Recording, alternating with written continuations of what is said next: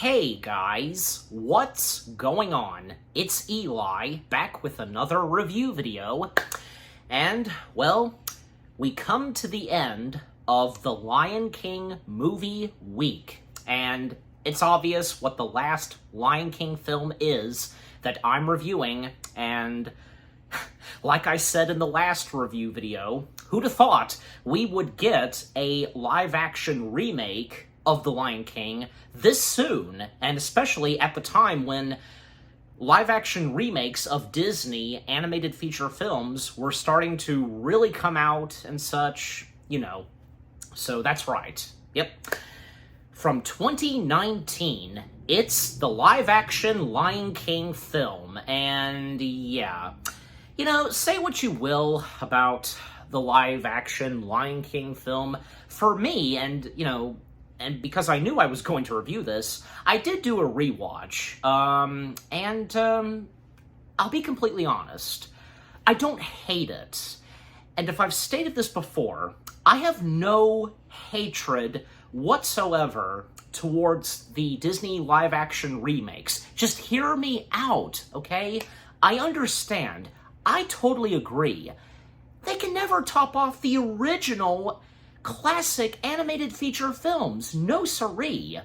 But, you know, that's not to say that, you know, there can't be some good things to come from the live-action remakes. There definitely are some, and I'm sure some of you know this too.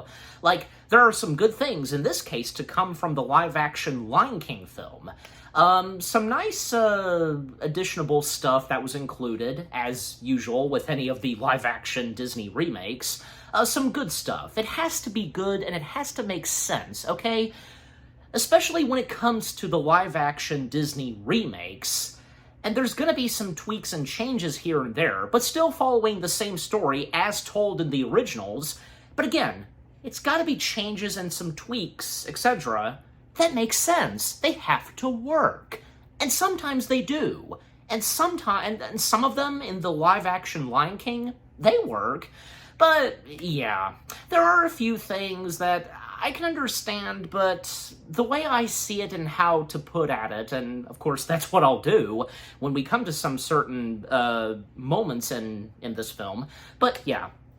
But the first things that I have to say about the live-action Lion King film, again, I don't hate this, and even when rewatching this, sure, of course, it could not top off the original, but still, what the live-action Lion King film had to offer, and Jon Favreau's direction, and with the voice cast, and with beautiful live-action animation to this, well, and especially since, you know, it's pretty much the same technology as was used in the live-action Jungle Book, yeah. Yeah, just, you know, from beginning to end, how the live-action Lion King film turned out, well, it is what it is for a lot of people that do not like this and who are not big fans of anything Disney live-action remake related, you know? And I'm sure the same goes for some of you. But if some of you feel the same way as I do, how I feel, if you feel the same way as I do towards the live-action Disney remakes, well, that's nice to see. You know, and also, I'm a bit of a sucker to always see, like, and to be very interested, like, how, you know, this and so on so would look in live action. You know what I mean? You know, I mean, ever since they started this, you know, it's just like, ooh, like, what are they going to, what could possibly be turned into live action next? And when we got, say, Beauty and the Beast, The Jungle Book, Lion King, and The Little Mermaid, Lady and the Tramp, and so on, so, yeah, so, and just, you know, how it would look from, you know, from the animation world into live action. But of course, this is live action we're talking about, and when it comes to animal and creature characters, they have to look in a good way in live action, but still kind of share some things, you know, from the animated films, you know what I mean? Yeah.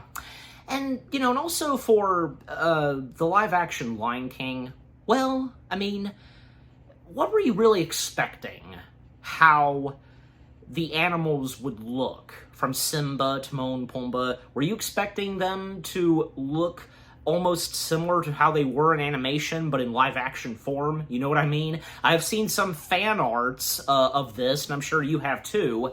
No, that's not possible because they're animals. Of course they have to look realistic as lions, warthogs, meerkats, hyenas. You get my point. Yeah, this is live action we're talking about, so it just wouldn't seem right if they looked a bit cartoony or something, almost looking like how they did in the animation version, you know what I mean? And again, to mention some of those fan pics, you know, making them almost look identical to how they were in the animated version, you know. But yeah, just overall, the live-action Lion King film, again, it is what it is for a lot of people who just, yeah. But for me and to anybody else, like maybe some of you, that doesn't think it's that bad and kind of likes it, yeah. And again, of course, can never top off the original, but that's not to say, and you get my point. Yeah. Okay. So, as always, read the description / the story. Simba idolizes his father, King Mufasa, and takes to heart his own royal destiny on the plains of Africa, but not everyone in the kingdom celebrates the new cub's arrival. Scar, Mufasa's brother, and former heir to the throne, has plans of his own. The battle for Pride Rock is soon ravaged with betrayal, tragedy, and drama, ultimately resulting in Simba's exile. Now, with help from a curious pair of newfound friends, Simba must figure out how to grow up and take back what is rightfully his. Okay, so with that out of the way, and just a little bit of background how I'm going to talk about it. Well, because like I said earlier, when live-action remakes of Disney animated films were starting to emerge a lot, and, well, if it was really any surprise that sooner or later at the time, we would get a live-action remake of The Lion King, and sure enough, we were starting to when the news broke. I remember this, and I'm sure you guys do as well, and when Jon Favreau was announced to helm the live-action Lion King remake, well, and seeing as how this is right after, fresh off of the success of the live-action Jungle Book remake, which, the Jungle Book remake, fantastic, yeah, he nailed it that, and it was obvious, well, what Jon Favreau brought to the live-action Jungle Book, pretty much going to be exactly as how it would be for Lion King. The same technology, making it really fantastic looking, and with the animals, just, yeah, it was so obvious. And man, 2019, a big year for Disney, even for Jon Favreau, because, he did the Lion King live-action remake, he was in Spider-Man Far From Home, and also, most notably, The Mandalorian. Yeah, so quite a busy year for Jon Favreau, but hey, he did it like a trooper, just, yeah, well done, Jon. And it was also nice to see that, a few familiar faces would come back to work on the live-action remake.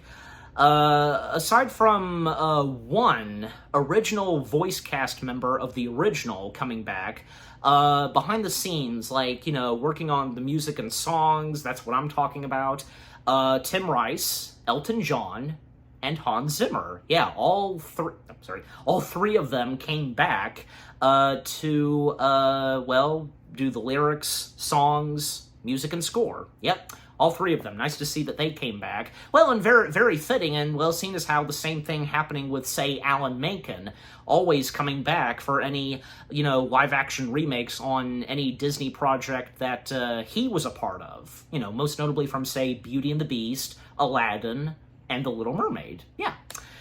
And when the film came out, well, mixed feelings, obviously.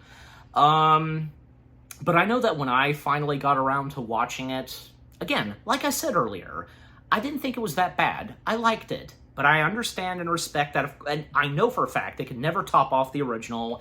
Like I said, you get the point, but yeah. Okay, so getting into the film itself. Yep. Well, first off, the opening of the Disney Castle logo, the same one from the Jungle Book live-action remake. I'd like to think that's probably Jon Favreau's personal, like, style of the opening Disney logo with the castle. You know what I mean? Because, you know, with it being used in the live-action Jungle Book, and it's once again for the, you know, the live-action Lion King, you know what I mean? I think it's obvious, yeah. Like I said, the way I see it and call it, you know, Jon Favreau's very own personal, you know, styled Disney logo with the castle, yeah. But it's very nice and beautiful, yeah. And by the way, because the first bits of music that play, it almost sounds like what's heard in Jurassic Park, like, you know, da-na-na-na-na, you know, those notes. Huh. Because, I mean, what about you? Did you think the same way too? But anyways, and you know what, because we get to see the full version of it, and when it fades to black, unlike, say, in the Jungle Book, where the camera pans out and we see the jungle, yeah, we get to see this in the live-action Lion King, which is very nice. Yeah, like, you know, a full version without anything else happening again, you know, not the camera not panning out and the jungle and such. Yeah, it's nothing like that in the Lion King, but yeah, nice to see that it was once again reused. And, well, of course, you know, the opening to the Lion King itself, the Circle of Life, and well, because recapturing some shots from the original, and even at times, and I've definitely noticed this, and maybe you have too, at times in the live-action Lion King, they would reuse some audio recordings, rather if it be, say, a few archival recordings of James Earl Jones as Mufasa for a few specific scenes, or say reusing audio recordings of the chorus from The Lion King. Yeah, and I'm sure maybe you guys would have noticed this too. Even I've even noticed this too, like some bits and pieces of music that were reused from the original for this. Not a lot, but still, you know. Yeah, but yeah, I mean, just right away, because it's beautifully shot, and just how it looks in live action. And yep, the presentation/ceremony of a young cub that had just been born, Simba, happens, and we know what happens from there on. And, well, because after that, and, well, just like in the original, Scar getting the first lines of the film, and Scar being voiced by Chiwetel Ejiofor, if I'm even saying his full name right. You know who I'm talking about. And again, bear with me pronouncing, yeah. You know, and, you know, he was, I won't deny it. I won't lie. I thought he was pretty good as Scar. It would have been nice if Jeremy Irons reprised the voice role of Scar. Heck, he even expressed interest in reprising the voice role of Scar. It would have been great, but whom does voice Scar in the live-action Lion King is still pretty good. He really is. What he brought to the voice performance of Scar. And, well, then we see Zazu being voiced by John Oliver, and enter Mufasa, because, well, Scar missing out on the presentation, and Mufasa is very displeased with his brother, and Mufasa, once again, and rightfully so, being voiced by the late legendary James Earl Jones. Yes.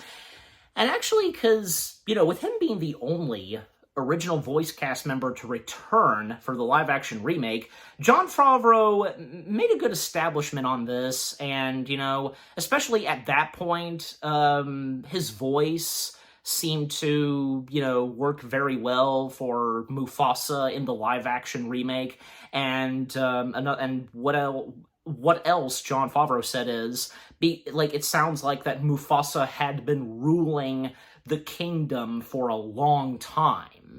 Yeah, you know what, I agree with John on that. He makes a good point on that, when you think about it some more.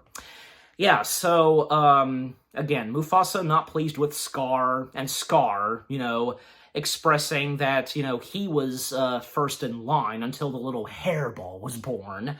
Yeah, and of course, Zazu and Mufasa making a few comments on Scar, and Zazu commenting on a relative of his, I think his cousin, yeah, thinking that he is a woodpecker. Well, in the original, Zazu didn't go into full detail, unlike in this, but, mentioning that, there's one in every family, Saya. Two in mind, so two in Zazu's family, but in the live-action remake is mentioning one of his family members, thinking that he's a woodpecker, so yeah, peck, peck, peck, peck, peck. But yeah, and after that, because, well, we see Rafiki, just like, like in the beginning, we saw Rafiki, lifting Simba in the air, and Rafiki, in the live-action remake, being voiced by John Canny, I think I'm saying his last name right, aka the late, king of Wakanda, T'Challa's father, who sadly got killed in, Civil War, so, yeah. Very fitting that he voices Rafiki in the live-action remake. Don't you think? Yeah, it seems very fitting that he is the voice of Rafiki for this. Time passing a little, and by this point, yeah, Simba growing just a little, and young Simba in this being voiced by J.D. McCrary, if I'm saying the last name right. I think he was pretty good as the voice of young Simba. And Sarabi, Simba's mother, Mufasa's wife, in the live-action remake, and you know what? I think she was acceptable and very fitting to be the voice of Sarabi. Alfre Woodard, I think I'm getting her full name right. I would remember him best, and for any of you Trekkies like me, would know her best from Star Trek First Contact. Yeah, Lily. As well as making an appearance very briefly in Civil War. But of course, she's done a lot more than just that, and she's a really good actress. Fantastic actress, great person, yeah. And again, I think she was pretty good being the voice of Sarabi in this, yeah. Because young Simba waking his daddy up, so they can patrol around the African savannas / the Pride Lands, and Mufasa giving Simba a little tour and guidance, of the Pride Lands, everything the light touches is our kingdom. And also, yeah, sometimes, additional lines, or, yeah, some lines changed here and there, and this one is a nice additional line, there can be some nice additional lines in some of the live-action Disney remakes, right? So in this, one additional line / quote that Mufasa says is, "While others search for what they can take, a true king searches for what he can give." And that's a really good additional line. Coming straight from Mufasa, James Earl Jones, how can you not agree to that? Seriously. And it is, yeah. And I'd like to think that maybe there were some of the additional lines or additional lyrics in some of the songs, I'd like to think that some of them probably didn't make it in the animated films, but when the live-action remakes came along, that's when the opportunity to incorporate some of that. You see what I mean? And I might be right on that, and you can let me know, too, in the comment section, but yeah.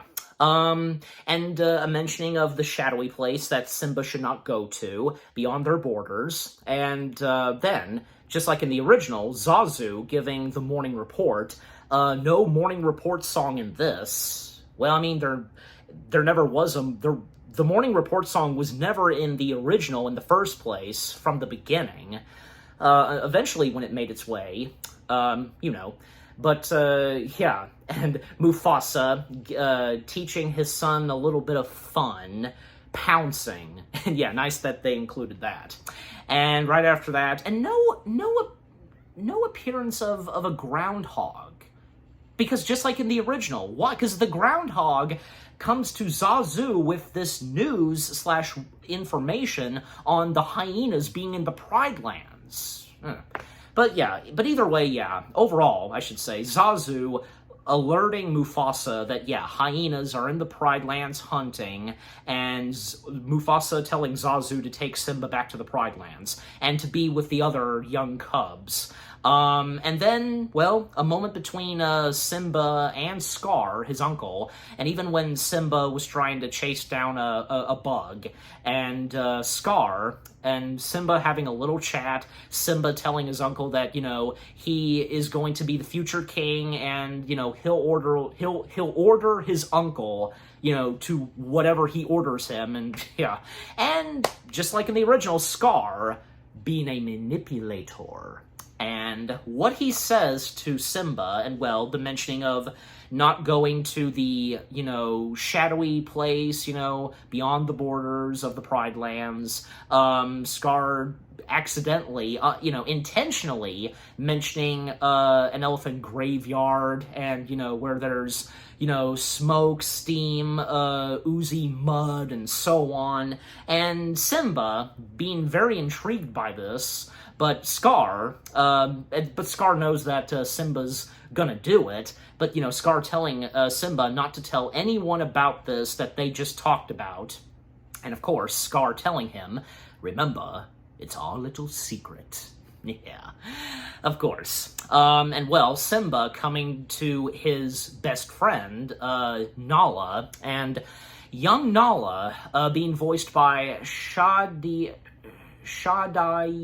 Wright Joseph, if I'm getting the first name right. Again, you know me sometimes. Yeah, so she's the voice of young Nala. Not bad, you know, she was not bad at voicing young Nala either. Mentioning and telling Nala, you know, to tag along with him to the watery hole. And also, young Nala, her mother, Sarafina, I think, yeah, I'm saying that right. In the live-action remake, it's Penny Johnson-Gerald. And once again, to all of you Trekkies like me, we would know her best being Sisko's love interest a little later on in Deep Space Nine. But also, being in the Orville, being the doctor of the Orville ship. Yeah, that's her. Great actress too, yeah. Done a lot more than that, but those two things I just mentioned, Deep Space Nine and the Orville, that's what she's best known for, yeah. But nice to see that, you know, she as well did a voice in the live-action Lion King remake.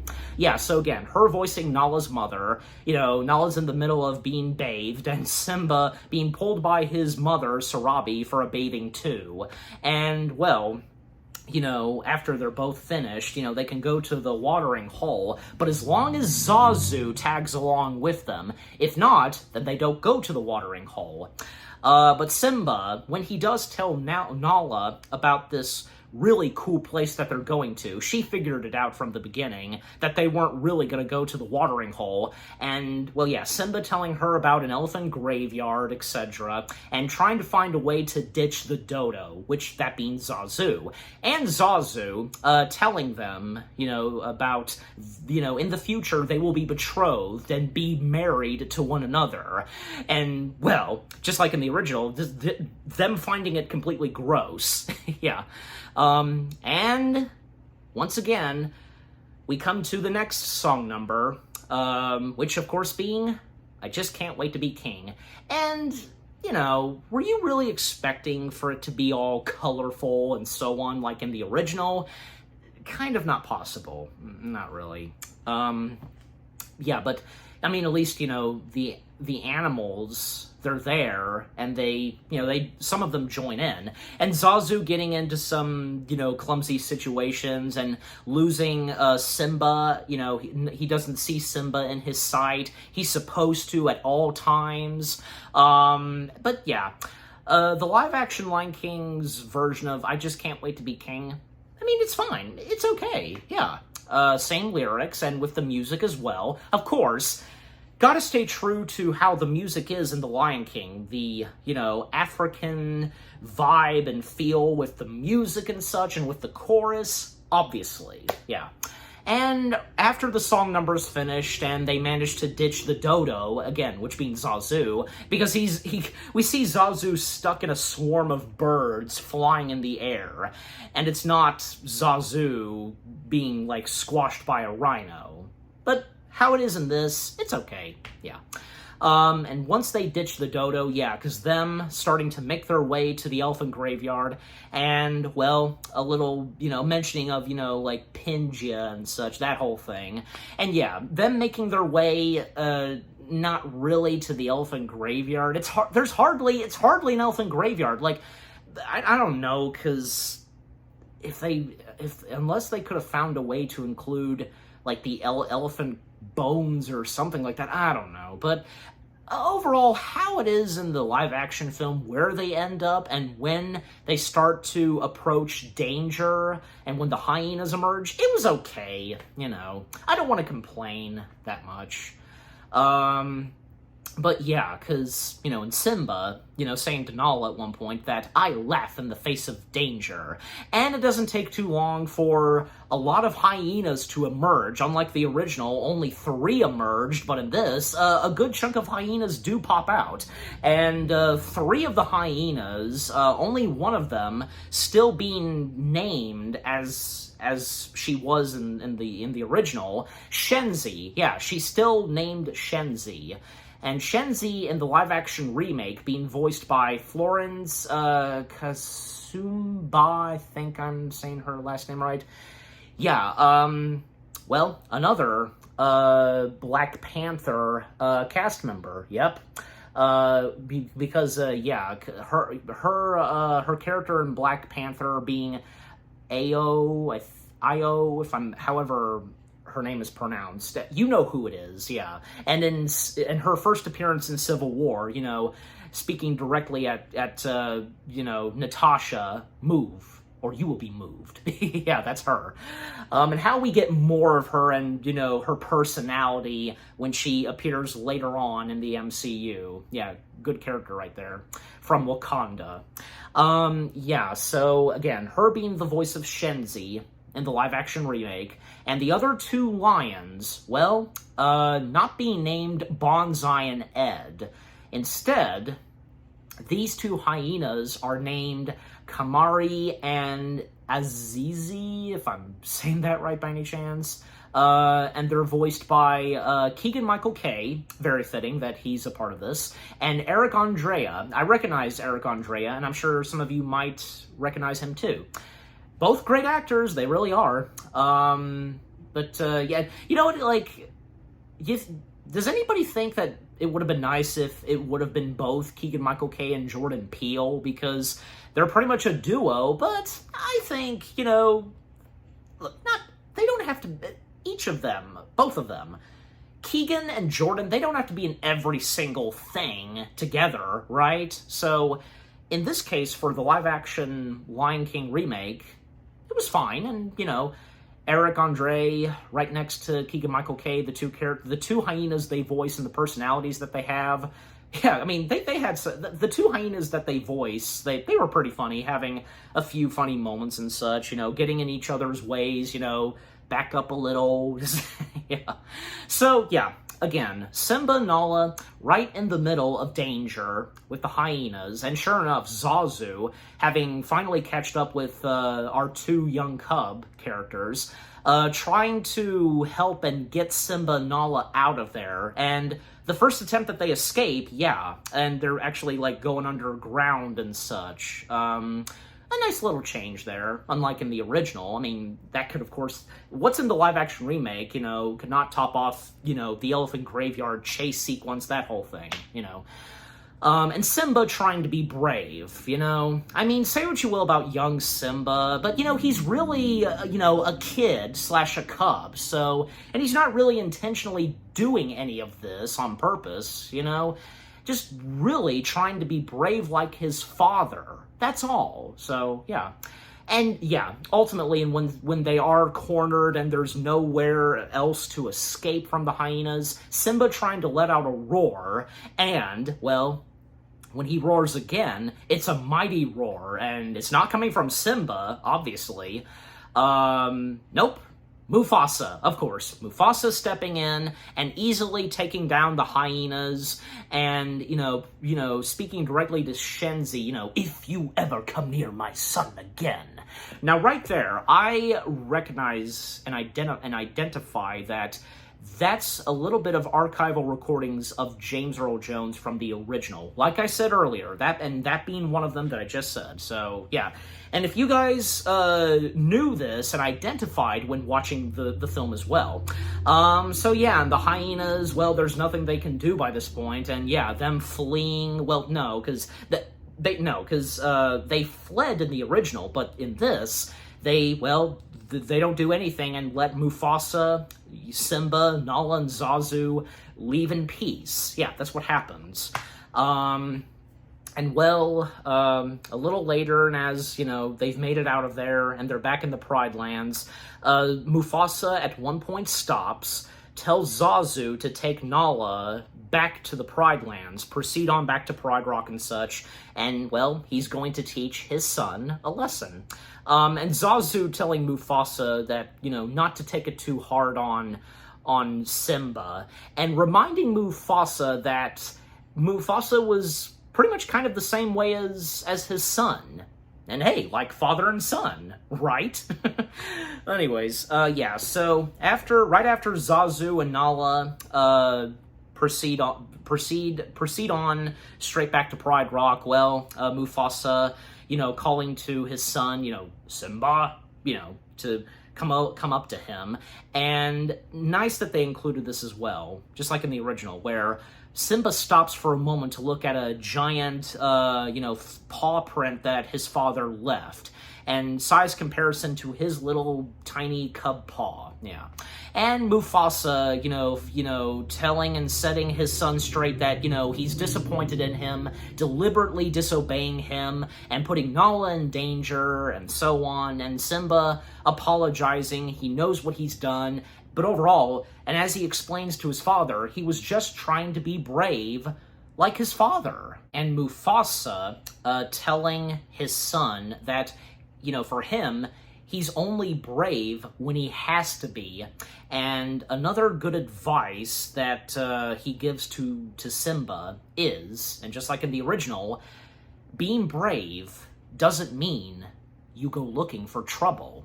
And very true. Very, very true.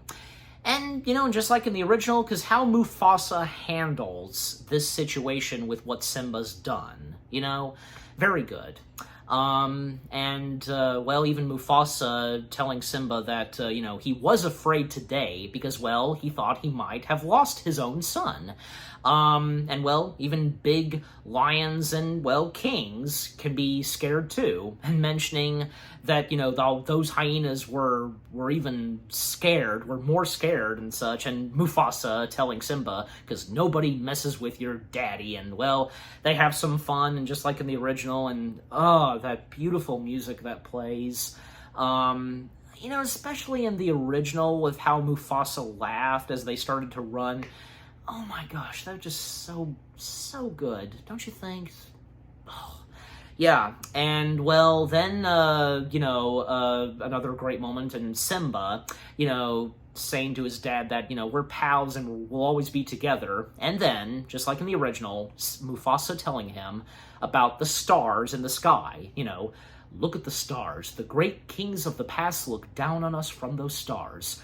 So whenever you feel alone, just remember that those kings will be there to guide you, and so will I. And Simba, a few additional lines, right before we obviously come back to the hyenas, Simba saying to his father that he can't see, and Mufasa telling him, keep looking, son, keep looking. Yeah, he has to keep looking, yeah.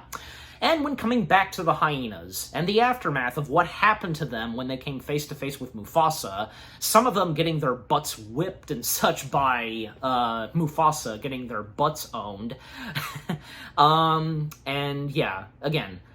more funny moments between the two hyenas that Keegan and Eric, each of them voice, and, them, one of them saying that if I see Mufasa, I'll so-and-so. Well, now's your chance. He's right behind you. But no, it's not Mufasa because, well, it's Scar. He shows up where the hyenas hang out, and Scar is disappointed by the hyenas because, well, it's obvious, and we know this by now, and especially when, for the first time watching the remake, well, Scar, tricked Simba to going to where the hyenas are, and, well, the hyenas being there to kill and eat on the two cubs, which that didn't come to be. And Shenzi being angry towards Scar, and, the mentioning of, say, hyenas not having their bellies full, not getting that much to eat, and maybe they could feast on Scar, but Scar assuring them and not necessary, and, well, Scar tells them that, well, the only way to get into the Pride Lands and to take down Mufasa is by killing him. Not just Mufasa, but Simba as well. Yeah, because as we all know, from Mufasa and Simba, trying to kill both of them because, well, Scar obviously preventing Simba to be the future king because he wants to be king. So, yeah. And, yeah, because my thoughts, and what I have to say on, how the Be Prepared song number is done in the live-action remake, I don't know, I'm not complaining. I had no problem. I had no problem with that. Come on. I mean, we still have it in the live-action remake. Okay, guys? Yes, I know, and I was well aware before the film came out, there was a lot of reports and such that maybe possibly Be Prepared would not be included in the live-action remake. And I think for a lot of us, I'm pretty sure I felt the same way too, oh, that's ridiculous, that's impossible. Why would they leave out Be Prepared? Seriously, that's one of the top best Disney villain songs, right? But thankfully, and how Jon Favreau put at it still incorporating Be Prepared, if you remember too, well, again, we should all still be, glad to see that, yeah, Be Prepared still made its way into the live-action remake, okay? Say what you will, it's your opinion on how you feel towards how the live-action remake did the Be Prepared song number. But at the same time, What's-Him-Face, the voice of Scar in the live-action remake, a good singer, and he sang pretty good, singing Be Prepared in the live-action remake. So, yeah. Anyways, so, yeah. And besides, yeah, it's not that very long. Well, I mean, usually, because they're mostly, say, 2 minutes. This one was very short. But, again, I'm not complaining, and I had no problem with how it was done in the live-action remake. I mean, I've really got nothing else to say, because I'm just anyways. And after that, and the next day, well, we come to the Gorge, obviously, and we know where it's slowly but surely coming. Scar talking with his nephew about, well, what happened, the other day, about, the situation he and Nala were in with the hyenas and how upset Mufasa was towards his son, and Simba wants to still make it up to his daddy by practicing his roar and surprising him with his mighty roar. And yeah, Scar, coaching and helping him out with this, and, leaving Simba where he is, by a tree and a rock and such, to practice on his roar. He'll come back and check on him. But little does Simba know. But us audience know. Yeah. And, yeah, some of the lines that are changed, they didn't even do where Scar in the original says, Simba, it's to die for.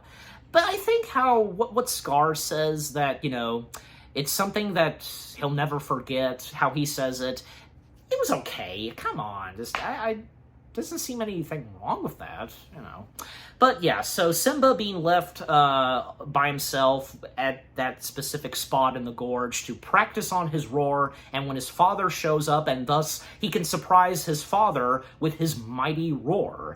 And well, the hyenas are nearby, and doesn't take too long, and when Simba is still trying to let out a mighty roar and doing it on a lizard, just like in the original, he does let out a loud one. And right as he did that, well, the ground starts to rumble, shake, and the rocks and pebbles, and sure enough, the wildebeest stampede happens. And about the wildebeest stampede and how they're running, well, yeah, I know. I mean, obviously in the original, it was more intense, and yeah, and especially the speed, the running and speed of those wildebeests, yeah, they were really running fast. But, you know, in the live-action remake, well, I don't want to make a huge complaint about it, but, hey, if we were in that situation too as young Simba in the live-action remake, it would still be a dangerous situation, right? It doesn't matter how fast the wildebeests are running in the live-action remake. If we were in that same spot as young Simba, it would still be a dangerous situation. Yeah. But overall, because, I mean, even for young Simba, him being a cub, still very intense and dangerous for him, right? So, and yeah, the lions, because they were trying to bite on, you know, the wildebeest's legs, which, yeah, the hyenas, as we all know, starting the wildebeest stampede, and Scar coming to his brother, warning him / alerting him that, you know, Simba is down in the gorge, you know, where, you know, the stampede is happening, and thus Mufasa, Scar, and Zazu running to Simba's aid, Zazu flying over and spotting / finding Simba hanging onto a tree, and, well, when, you know, pointing out to Mufasa where he is, once again, archival recordings of James Earl Jones are used when, you know, hold on, Simba, but a slight change, like, you know, it's, I'm coming, Simba, hold on. I know and recognize, and I'm sure you guys, some of you have too, by any chance. Again, like I said earlier. So yeah, Mufasa running down to, you know, save his son, and Scar telling Zazu to get the other lions in the Pride Lands to come and help, while Scar, he's gonna go down and try to, you know, help Mufasa and such. Unlike in the original, where Scar, he knocked out Zazu. It's not in this, but, you know what, it was okay, yeah. And yeah, Mufasa struggling through the stampede, and when, yeah, he does save Simba, his son, but, yeah, still getting, caught in the middle of the stampede and such, and when he's, you know, struggling to climb, you know, on the edge and such, and when he comes face to face with Scar, you know, just, you know, begging him to help him and such, because in the situation he's in, he's struggling to, you know, hold on, you know, while he's trying to climb. And I think, yeah, Doug Walker did mention this, where, you know, pointing out that Mufasa, you know, didn't say brother, because, you know, in the original, Scar, brother, help me. Not in this, like, not saying the word brother. Well, I mean, they are brothers, and he, you know, Mufasa, at a couple of times in the movie was calling Scar his brother, okay? So, it should be fine, right? So, you know. And of course, Scar, you know, lunging his claws on Mufasa and, well, saying to Scar, long live the king, and kind of like punched him a little and causing Mufasa to sadly fall to his death. Yeah, Mufasa screaming and Simba, no! Okay, obviously the original beats the remake's version, right? Because that whole scene, like where Mufasa is struggling, pleading for his brother to help him, the music getting intense, and that close-up shot of Mufasa and, long live the king, and the shots of him falling and, screaming, Simba shouting no. Obviously, in the original, that's better than the remake, but no hard feelings on the remake's version, okay? Just bear with it and with what I'm saying, okay? I'm just saying. But yeah, after that, the stampede has finished, finally. Simba going down to find his father, and nice that, just like in the original, one wildebeest is, catching up to the other wildebeests, and yeah, when that one wildebeest is running, that's when Simba notices that it's his father on the ground, and just like in the original, seeing the lifeless body of Mufasa. Yeah.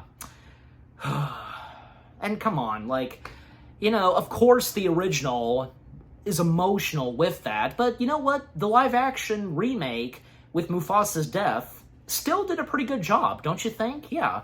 And here's another thing I'd like to definitely point out. I think, some people, and I think the same goes for Doug Walker, the animal characters in the live-action remake, they don't really have that much facial expressions like, happy, sad, and angry. Okay, but, I was thinking of the same thing too, but when rewatching it, and the more I thought of it, and even when I mentioned it and talked about it with my mom, shout out to my mom, and what she told me, okay, this is what, these characters in live action, this is supposed to be live action, okay? They're supposed to look like, real life animals, okay? If you guys should know that animals in reality, they don't show facial expressions, maybe a little bit of a smile, and, angry and snarling, yeah. I'm sure you get what I'm trying to say, yeah. Not possible for the live-action remake of The Lion King, and I think, the same goes for, say, the live-action Jungle Book. I don't recall hearing anybody complaining about, the facial expressions and such of the animal characters. Although I do recall a little bit with, say, King Louie. Yeah, just a little. But I'm just saying, and I'm sure you guys get what I'm trying to say, and you get the point. Okay, but anyways, then Scar, emerging and, asking Simba, still manipulating him and tricking him, what have you done? And Simba saying that it was an accident, he didn't mean to, and Scar telling him that, no one means these things, and, the king is dead. And if it weren't for you, he'd still be alive. What would your mother think? The talk and the dialogue that he says, at his nephew, just, God, being a great manipulator and tricking Simba, and to having Simba believe that it's his fault, causing the accidental death of his father. And Simba asking his uncle, what is he going to do? And, Scar telling him to, to exile himself and such, and just, telling him to run away and never return. And, thus Simba does so. And, Scar, and with the hyenas right behind Scar and slowly walking up, and, just like in the original, because, Scar telling all he can say to the hyenas is, kill him, and thus they do so. The little chase that happens where, Simba's trying to run, and the hyenas are behind his tail, and unlike the original, because, that, field of prickly thorns and such, Simba presumably accidentally falling over a cliff. Even one of the hyenas, fell and slipped as well. We never saw that hyena again. Presumably, maybe that hyena is dead, but yeah. And Shenzi ordering the two hyenas, Azizi and Kamari, to go after Simba, to go down and to check to see if he really is dead. But they presumed to themselves that there's no way by any chance that he would have survived that fall. And they don't bother to go down and check, because, again, they presume that he probably more likely is dead. Yeah. But little do they know that somehow, and thankfully, Simba did survive falling down some more, because he would have might have been killed by that fall if he had kept going, but thankfully, he managed to survive falling on one part of the cliff, and as we see in the film. So yeah. After that, well, Simba proceeding to run away far from the Pride Lands, and even when we see him, like, say, go through a desert and so on. I like that, because we see that, unlike the original, where, when we see Simba again, he is far away, and when the buzzards show up, you know what I'm talking about, yeah. I like how there's a little bit of a montage of seeing Simba just proceeding on to just be far away from the Pride Lands as possible. Being exiled, wrongfully so being exiled. And well, back at Pride Rock, Scar giving the unfortunate, sad news on the death of Mufasa and Simba, and, well, him claiming the throne, presuming the throne and such. But, well, what Scar does, is telling the lions that, that there will be a big change and a dawning of a new era in which lion and hyena come together in a great and glorious future. And yep, the hyenas moving into the Pride Lands, the lions not liking this, yeah. And even when the camera pans away and we see Rafiki alongside with Zazu, yeah, thankfully Zazu not getting in the middle of that, and unlike in the original, because not that much chemistry between Zazu and Scar, like how it was in the original. I mean, there's a little bit of it in this, but not as much as as how it was in the original. You know what I mean? And nor do we get, say, where we see Zazu in a bone cage.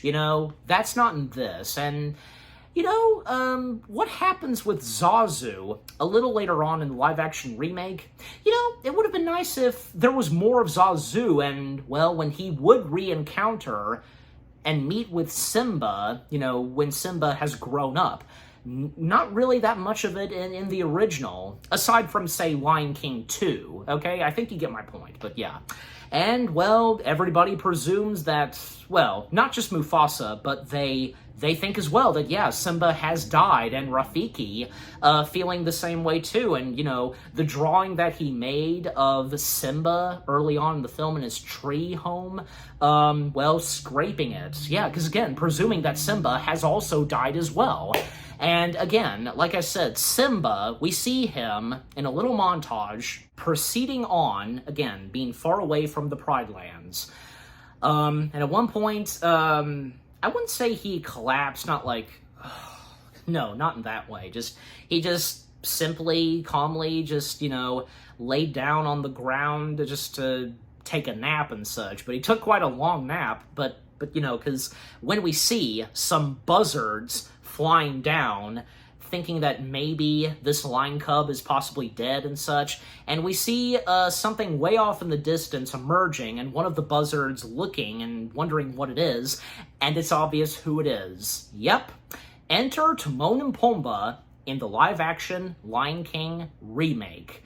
And Timon and Pumbaa, in this, being voiced by none other than Seth Rogen and Billy Eichner, if I'm pronouncing his last name right. Yeah.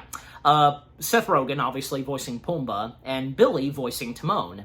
And you know what? At least in the live-action remake, they got Timon and Pumbaa right. Yeah, Timon and Pumbaa being good in the live-action remake, without a doubt. Because how can you mess up a great Disney sidekick duo like Timon and Pumbaa? It's just impossible. Yeah. Again, because they did not disappoint in the live-action remake, and whom voiced them.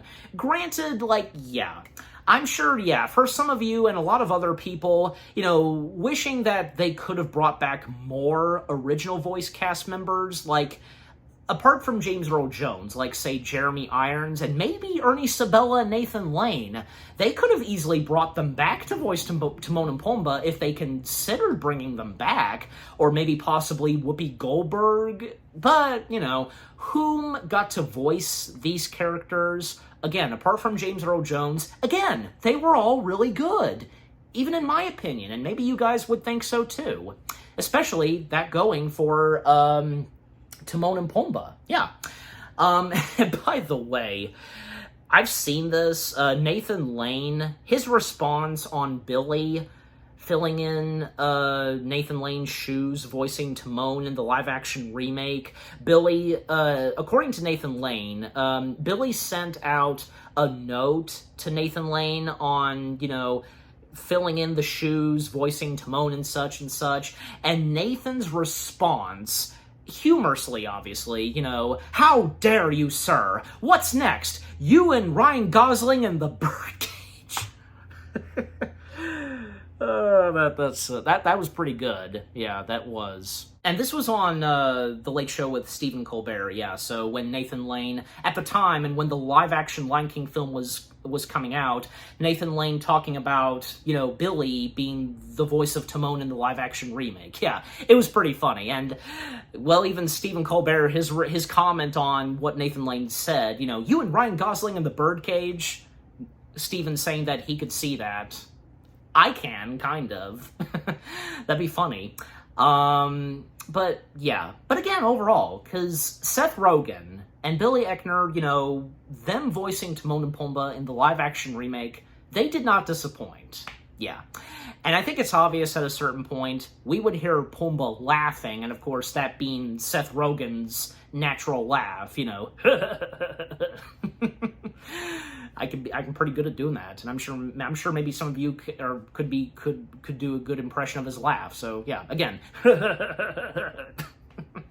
All right. Anyways, so yeah, Timon and Pumbaa, they bowl for buzzards, and well, that's when they stumble and save young Simba, and yeah, Simba waking up from his long nap. And for the first time, meeting Timon and Pumbaa, and just like in the original, Timon panicking over the sight of a young cub, and, you know, lions eat guys like us, and Pumbaa suggesting that maybe he can be on their side, and so on. Timon finding this, like, a very stupid idea, but just like in the original, Timon, like, "Hey, I've got it. Why don't he be like us?" Like, that whole thing. Timon thinking of the exact same ideas that Pumbaa had. Nice that they obviously, and rightfully so, incorporated that in the live-action remake for Timon and Pumbaa. Yeah. So yeah, and, you know, Simba telling Timon and Pumbaa that he doesn't really want to talk about what's happened with him and such, and what he's been through, and the whole thing that they bring up to Simba, you know, about learning some new things, and, you know, when the world, you know, turns its back on you, you turn your back on them, and so on. You gotta put your past behind you, etc. And of course, a new phrase that they teach Simba, which of course being Hakuna Matata. Yep, and thus the Hakuna Matata song number in the live-action remake happens, and then making their way to the jungle, the Hakuna Matata location, as it's referred to. And I like how in the live-action remake, in the Hakuna Matata location, it's not just Timon and Pumbaa. There's a bunch of other animals that reside in Hakuna Matata. It would have been nice if that was in the animated, but it's okay, but, you know. But at least, you know, still, having other animals be in the Hakuna Matata location, it's still a beautiful and peaceful place with no danger and no harm coming to that location. Yeah, it's amazing. And yeah, you know, Simba at one point, and, well, the part where he's hungry, and, you know, he's hungry, he can eat a whole zebra, some of the animals in the Hakuna Matata place, you know, just like, oh boy, just, yeah. But Timon and Pumbaa, them addressing Simba that here, well, the total opposite. Like, what they feast on, well, is bugs/grubs. Yeah, Simba finding this gross at first, but when he does try one of them, well, he starts to really like it. Yeah, and like this new appetite. Yeah, slimy yet satisfying. And, well, the moment in the original where they're dancing on a log, not really, but still, like, you know, time passes and, well, we start to see Simba grow up, and yeah. And Simba, throughout the rest of this film, now older, being voiced by good old Donald Glover. Yep, Donald Glover voicing adult Simba. And, yeah. And when coming back to the Pride Lands, well, things not looking too good at the Pride Lands, obviously. Well, because everything's dried up, there's hardly any green on the trees and on the ground, and hardly any African animals in the savannah / the Pride Lands. And when trying to hunt down for animals, you know, for feasting and for food, especially for the hyenas, yeah. And at times, a few times I should say, didn't happen in the original. And you know what? Probably wasn't necessary, but I think it works fine in the remake, where Scar is wanting Sarabi to be his queen, but Sarabi refusing, and rightfully so, yeah. And even pointing out that the Lionists, they will feast on the food and such after the hyenas are done. God, how cruel Scar is, you know? But yeah, and again, thankfully we don't see Zazu in a bone cage, because him popping up a few times, even when Nala, now all grown up, Nala, this time being voiced by Beyonce. Yep, Beyonce, the voice of Nala in the live-action remake, and, you know, she too was pretty good at voicing Nala, and obviously being the singing voice of Nala. And the same, yeah, because as I recall, yeah, the same goes for Donald Glover, also providing Simba's singing voice, yeah. And also, to name some of the other cast members, like Guinea Fowl, yeah, being voiced by one of Jon Favreau's Lucky Charms. I think it's obvious, yeah, she's one of Jon Favreau's Lucky Charms. Amy Sedaris, yeah, she's the voice of Guinea Fowl. And also Bush Baby, yeah, being voiced by Chance the Rapper. And Phil LaMarr. Phil LaMarr did a voice in the live-action remake as well. He voiced an Impala. Yeah, because one Impala that's at Hakuna Matata being voiced by Phil LaMarr. Good on Phil LaMarr being a part of this, yeah. And Jay Lee, he voices one of the other hyenas, yeah.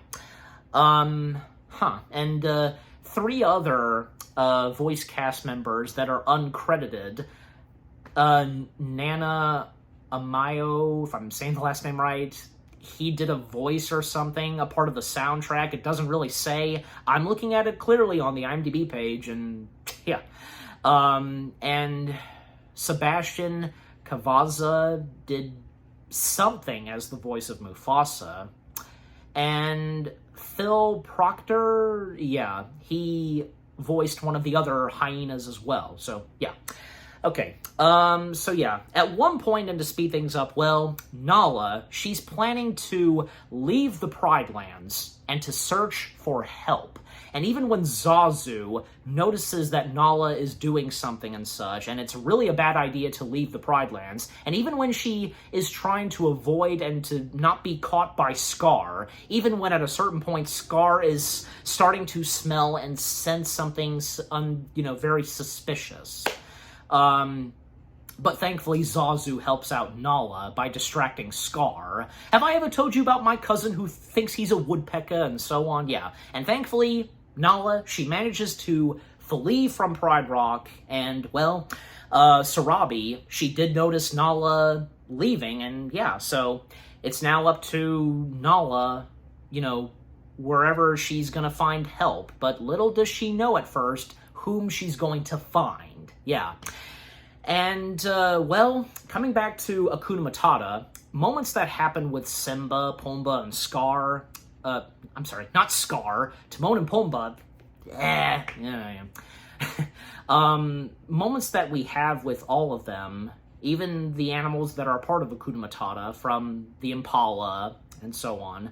Yeah, them still searching for grubs and, mentioning about, putting your past behind you and all that. And even when, we come to, one moment, just like in the original, where they're watching the nighttime sky and Pumbaa asking Timon, what are they in the nighttime sky? I don't have to know. I don't have, I know, because, they're fireflies stuck in the blue-black sky and such, however Timon says it. And they turn to Simba asking what he can make of them.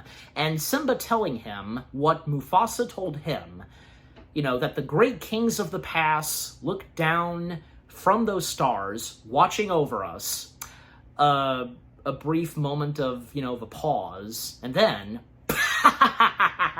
Timon and Pumbaa start to laugh at that. What mook thought of that? Well, Timon didn't say it in the remake, but yeah, in the original he said it, yeah.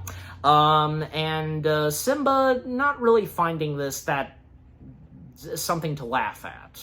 And him then walking off, like, probably going to eat grubs or do something. Timon and Pumbaa get suspicious, like, what did we say? Like, what did you say? And, I didn't laugh, and that whole thing. And Simba, well, because we know what's going through him right now, and, well, when he, collapses on the ground, well, instead of, like, say, flowers or something, and not spelling the word SFX, instead, like, a piece of his mane, the fur and such, it starts to fly away. And unlike the original, because this took its time, like, it couldn't have sped up a little. And even when I rewatched this, I was kind of saying to myself, like, could this speed up a little? Because the piece of hair from Simba's mane, well, like, traveling its way through the savannas, and when it makes its way to the Pride Lands, like at one point a bird snatched it and, placing it in a nest, and the other bird, like, picked it up and tossed it out of the nest, and even say when a giraffe accidentally ate the piece of fur, and when it took a crap, yeah, and the bug, like, basically making a ball of crap and such, and, well, it broke into pieces, and, well, the piece of fur from Simba's mane still floating, and eventually, when an ant, catches it and is carrying it, and when Rafiki spots it, because the ants are, walking on his tree, and Rafiki noticing the piece of fur, and that's when he realizes that it's Simba, and realizing that he's alive. And the drawing of Simba, now drawing a mane, and, him, like, chanting a little, and it is time, and him laughing, just, yeah. And, well, coming back to Hakuna Matata, well, just like in the original, Timon and Pumbaa, along with the other animals in Hakuna Matata, they start to join in with Timon and Pumbaa singing The Lion Sleeps Tonight. But, at one point, all that is interrupted with them singing The Lion Sleeps Tonight when out of nowhere, Nala shows up. It's obviously Nala, starting to chase Pumbaa, Timon trying to help out Pumbaa, and, well, when, they're cornered and such, yeah, no way of avoiding and escaping Nala, but sure enough, Simba showing up and taking down Nala, and doesn't take too long for Simba to identify that it's Nala, well, because Nala pinning Simba on the ground, recognizing that, attack move that Nala did when they were cubs, and yeah, Simba saying her name and Nala quickly realizing that it's Simba, and yeah, it doesn't take them that long to realize that it's each of them, and happy to see one another, and especially for Nala, that Simba is alive, yeah. And introductions happen, Simba introducing Timon and Pumbaa to Nala, introducing Nala to Timon and Pumbaa, everything's patched up, and, will not eat Timon and Pumbaa, but yeah, I won't deny it, but, however, well, because Nala, immediately changing the subject, saying to Simba that, we have to go, we're already getting into that. But here's the thing. I mean, look, you know, the more we got of Nala in this and what was going on with her back at Pride Rock, it's understandable. It is, and desperate situation, and with what's going on back at Pride Rock. Okay, I get it, and you should too. Yeah. But maybe if they handled that a little better, and just like almost how it was done in the original, possibly. But I'm just saying, and I think you get my point. Yeah. But anyways, so yeah.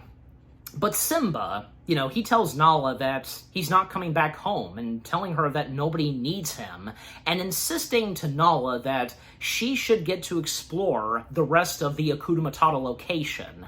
And it doesn't take too long for us to get to the next song number in the remake, Can You Feel the Love Tonight? Timon and Pumbaa starting the song off, and just like in the original, they start it off and they finish it off. And yeah, and obviously it's Donald Glover and Beyonce, you know, singing as their characters.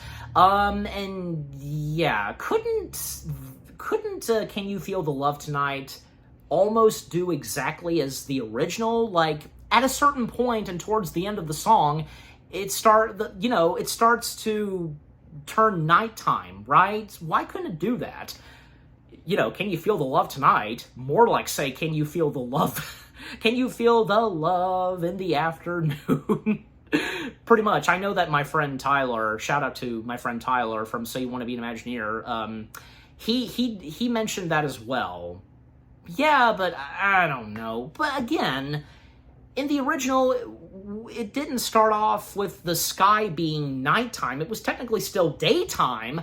But again, like I said, right at the end of the song, the sun started to go down and nighttime was upon them. So, you know, you get what I'm saying, but yeah.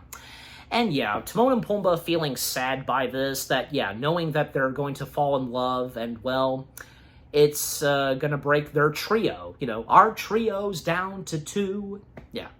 And after that, well, Nala, admiring and admitting that it's a very beautiful place, but she's very insisted on Simba coming back home, and her telling Simba what's been happening in the Pride Lands, and, you know, with Pride Rock and Scar taking the throne, and he's pretty much, you know, made everything into a disaster, having the hyenas move into the Pride Lands, and there's no food, no water, everything's just gone downhill. But Simba, him apologizing to Nala and just, you know, saying that he can't bear to go back because of what happened. But little does she know.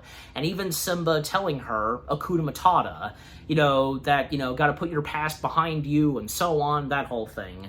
Nala just feeling upset towards Simba, and, well, her saying to him that you're not the Simba I remember, and Simba telling her that you're starting to sound like my father, and it just gets really intense, and, well, you know, Simba, he can't go, and, well, Nala, she thought that, you know, there was some hope, and maybe Simba would come back, but no, and thus she leaves, and, you know, goodbye, Simba.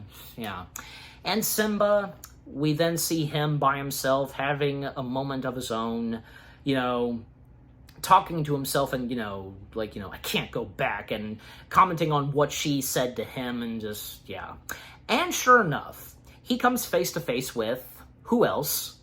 Rafiki. Yeah, Rafiki showing up, and Simba not recognizing him. And it's just like in the original. Simba hardly knew Rafiki. Like, never getting to be with Rafiki when he was a young cub. Only when he was first born. You know, in the opening of, you know, with Circle of Life and such. That was it. Until, you know, Simba would cross paths with Rafiki when he got older. Yeah.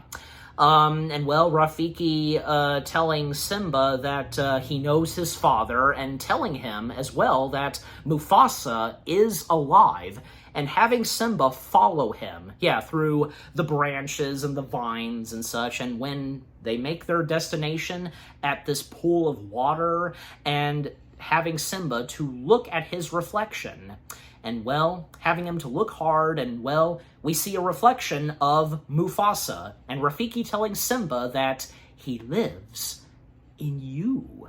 Yep, and, well, sure enough, Mufasa's ghost emerges from the clouds, and, well, Mufasa telling Simba to look inside himself and, you must take your place in the circle of life, and most notably, remember who you are.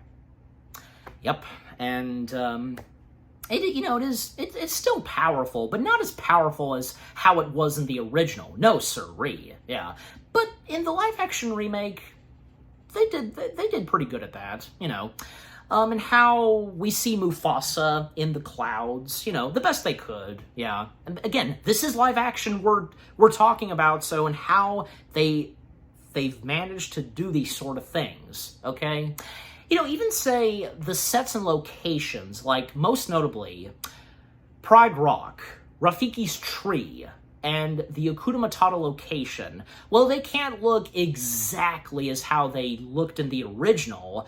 Maybe just about. Pride Rock just about looks almost as how it did in the animated, but not even close. But hey, it still looked pretty good, and I'm sure you guys would think so too, yeah. And this was left out. I would know if this too was included, but I have no recollection. Rafiki not having his stick with him, not even, hitting his stick on Simba's head, and the mentioning of this very wise quote, the past can hurt, but the way I see it, you can either, run from it or learn from it. I don't think, no. I would know if that was included, that great piece of advice / quote from Rafiki. But no, but, at the same time, it actually doesn't bother me, okay? I'm just saying, and maybe you guys would think so too, yeah. Yeah, but overall, yeah, but, Rafiki asking Simba, I ask you again, who are you? And Simba, now, his mind is clear and, saying that I'm Simba, the son of Mufasa, and, well, yeah, he's now going back to the Pride Lands, rightfully so. And when, he at one point, before he starts to make his way back to the Pride Lands, he lets out a mighty roar. Everybody in Hakuna Matata hears this, even Timon and Pumbaa, they wake up to this, and they see Simba running away, going back to the Pride Lands, and even when he tags along with Nala, yeah, unlike the original, because, with Nala, not able to find Simba, and when Rafiki informs Nala, Timon and Pumbaa that the king has returned, yeah, but in this, it was okay, yeah. But yeah, and to speed things up because, yeah, eventually when Simba finally makes his way back to the Pride Lands and seeing how it looks, well, yeah, and Nala being by his side, and even when Zazu shows up and can't believe to see that Simba is alive, and, well, Timon and Pumbaa showing up as well, and they're right on Simba's side, they're with him till the end. And the same goes for Zazu. And I love the interactions, and when Zazu, Timon and Pumbaa first meet, Simba introducing Zazu to Timon and Pumbaa, Timon and Pumbaa commenting on Zazu, a dodo and such, and Zazu, saying to them, charmed. Yeah. But it goes pretty well. Yeah. So, all 5 of them, Simba, Nala, Timon, Pumbaa, and Zazu all together, and thus proceeding to Pride Rock to take down Scar and the hyenas. And just like in the original, well, live bait, because they turn and look at Pumbaa, he's the perfect bait for the hyenas to distract some of them. And unlike in the original, because, well, Timon doing the hula, the hula dance and such, in this, I think it works. And knowing Timon and Pumbaa, they would do something like this, right?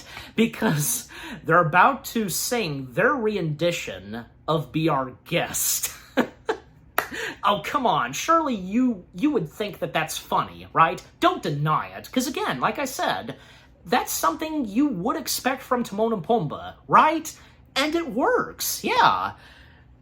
And it's obvious, like, well, besides, in the original, Zazu is singing a little bit of It's a Small World. So there you go. There's a good example right there. But yeah, and right as Timon was about to sing, B, ow, well, the hyenas, they start to chase after them, and it works, yeah. So thus, Simba, Zazu, and Nala, they proceed to Pride Rock. Well, Simba looking for Scar, while Zazu and Nala, searching for the other lionists and such.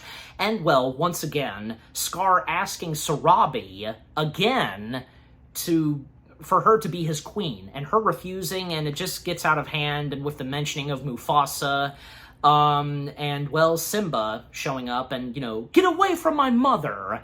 They at first think it's Mufasa, Sarabi, and Scar, but nope, it's Simba and Scar, saying that, I'm a little surprised to see you alive, being pissed off at the hyenas for not finishing their job to kill him. But like I said, they presumed that he died in, going down that cliff, but nope, he did manage to survive, so yeah. And yeah, the first confrontation between Simba and Scar, give me one good reason why I shouldn't rip you apart, and so on. And, well, just like in the original, Scar turning the wheels and bringing up, the fact that, having Simba believe that he is responsible for his father's death. Yeah, that being brought up, and Simba telling everyone that it's him, it's his fault. And Sarabi, saying, it's not true, tell me it's not true, and yeah, that whole thing. Yeah, say what you will, but I don't know, but still, how was Simba really supposed to know that it was his uncle that killed his father? Okay, and like I said in my review of the original Lion King, I did technically go into full detail on that, and if you want to listen to that, go back and watch my review of the original Lion King. So yeah. But yeah, and then Scar, causing Simba to, walk backwards and almost, fall off the edge of Pride Rock and such. And, well, a storm emerging, and, well, lightning strikes, and, yeah, fire starts to emerge, and, yeah. And Scar, well, just like in the original, this looks familiar. Where have I seen this before? Let me think. Oh, yes, I remember. This is exactly the same way as how your father died. And by the way, because, Scar, early on, and when he gave the horrible news of the death of Mufasa, he basically lied to the Lionists that he was not present right when Mufasa fell to his death and such. But he did say and mention, and when he was speaking to Simba, this is exactly the same way as how your father died. You see? Yeah. But right until I talk about that some more, because, yeah, Scar grabbing Simba's paws, just like how he did to his father, with his claws, and, then Scar telling Simba, here's my little secret. I killed Mufasa. The whisper, oh yeah. And Simba having flashbacks of when Mufasa died, falling to his death, and yeah, now Simba realizes it was his uncle that killed his father. And I like this new line that's in this, where, Simba says to Scar, killing your own brother? Just, yeah, that whole thing. Nice that they included that, unlike the original, because, and, well, Scar still trying to, get the Lioness to believe him that, he's lying and so on. But they did notice and did hear Scar say that, about, how Mufasa died when he fell to his death. Yeah, because Scar slipped up big time. Yeah, and when he said to them that he didn't make it in time when Mufasa fell to his death. You see? Oh my gosh, yeah. Again, Scar slipped up big time. Yeah, and now they know Scar killed Mufasa and so on. And well, Scar ordering the hyenas to kill them, and yep, the battle on Pride Rock begins. Yep, the hyenas versus the lions, and even a moment where we see Nala coming face to face with Shenzi. The fact that we didn't get that much of Shenzi, and this Shenzi in the live-action remake, there could have been so much to her, but you know what? I'm not complaining, and she was still good. I thought Shenzi in the live-action remake was still good, you know. Yeah, and again, a moment between Shenzi and Nala, where now Nala can fight against Shenzi, unlike what happened when she was a cub. That whole thing, you know, nice, nice. And sure enough, Timon and Pumbaa, you know, joining in the battle, well, because they were still being chased by the hyenas until one of them insulting Pumbaa, calling him fat and chubby. Well, I mean, in the original, like, by calling him pig, that's what triggers him. But in this, well, that's okay, you know.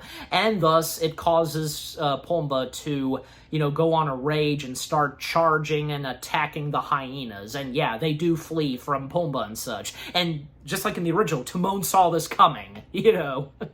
Now they're in for it.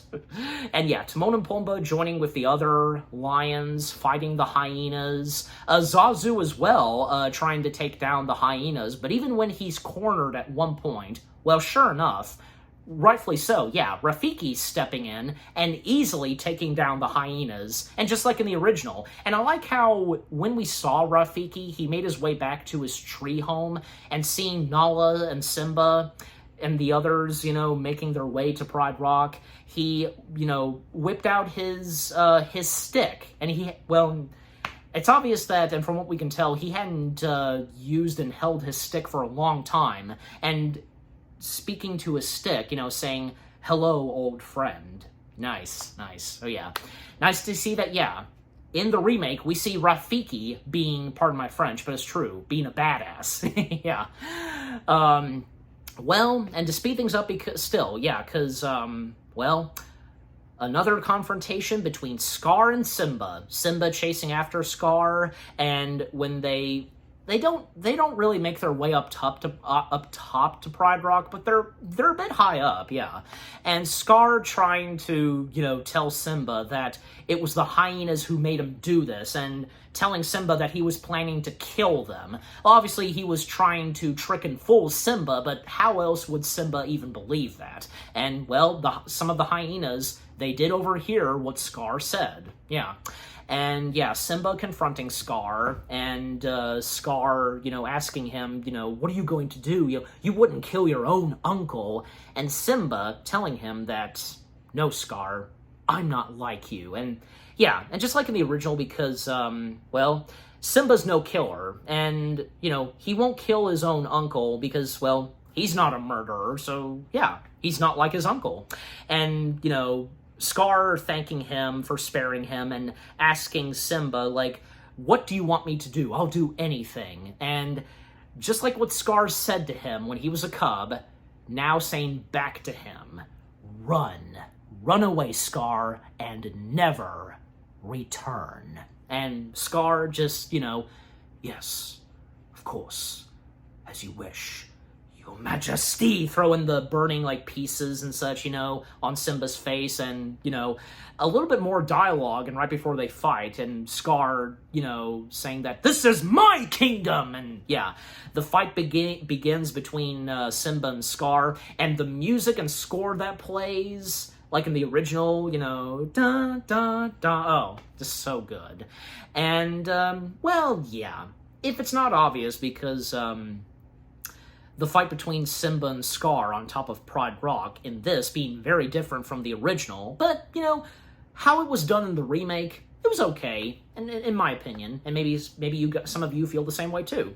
And yeah, Simba causing Scar to, you know, fall off of Pride Rock, and Scar screaming, and yeah, you know, he disappears, you know, because of the smoke and such, but yeah, Scar is okay, and that's when the hyenas emerge, and Scar telling them, you know, my friends, we will rebuild our army. Friends? You said that you were going to kill us. And Scar, he did tell them, you know, that he was fooling Simba. But, yeah, they don't care. And even when Shenzi pops up and tells Scar that he was right about one thing, you know, a hyena's belly not being full. And now, this time, they're going to feast on Scar. And yeah, them attacking, and pouncing on Scar while he's trying to stop them, but he's sadly no match for them. And the camera panning up and Scar shouting, "No!" And that's the end of Scar right there. Bye-bye. Yeah. And then, well, yeah, the rain hits and the fire, what's left of the fire is burned out, by the rain and such. All of the characters come together, and now Simba can finally take his place as the rightful king of Pride Rock and the Pride Lands. And with that wonderful music and score like in the original that plays, and with the chorus, and Simba making his way up top of Pride Rock, and just like in the original, rightfully so, Mufasa, James Earl Jones, getting the last line, which being, "Remember." Yeah. No hard feelings on how he said it, the last line of the film.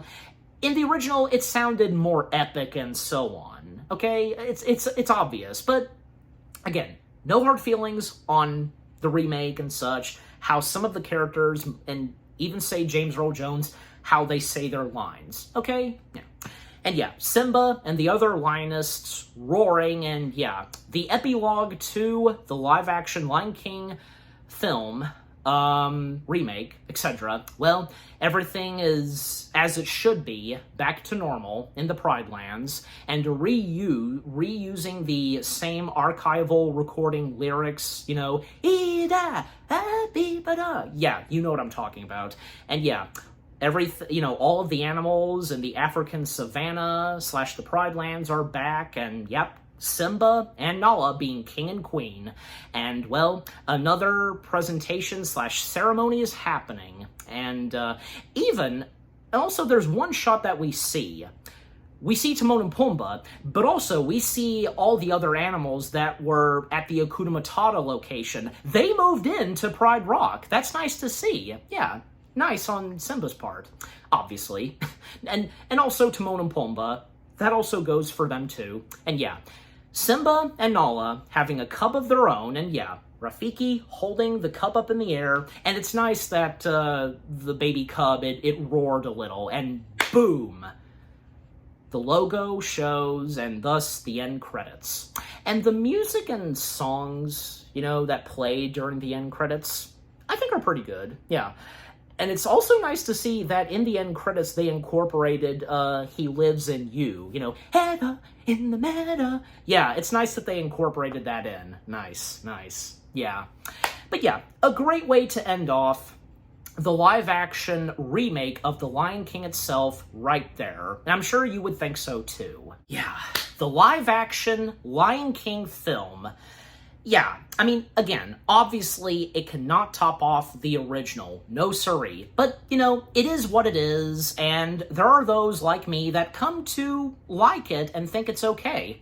The story to the live-action Lion King remake, not bad, and, well, retelling the same story with a few changes and tweaks here and there. Amazing live-action animation, the same like technology and such, that was used in the live-action Jungle Book. And for this, yeah, Jon Favreau's direction, the voice casting, and, well, James Earl Jones, once again, reprising the voice role of Mufasa one last time.